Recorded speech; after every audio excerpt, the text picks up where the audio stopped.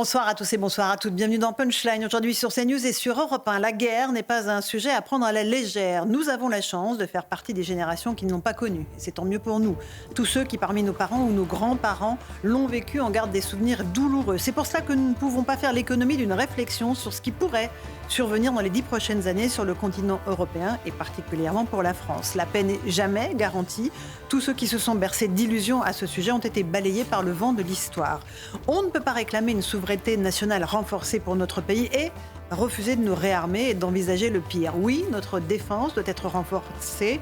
Oui, nos armées doivent être mieux équipées, avoir plus de munitions, plus de drones, plus d'avions Rafale. Oui, nous ne sommes absolument pas prêts à un conflit de haute intensité comme l'Ukraine le vit depuis plus de 4 ans. Et oui, cela implique des choix financiers difficiles, des sacrifices budgétaires, avec une clarté dans les propos qui ne laisserait place à aucune ambiguïté.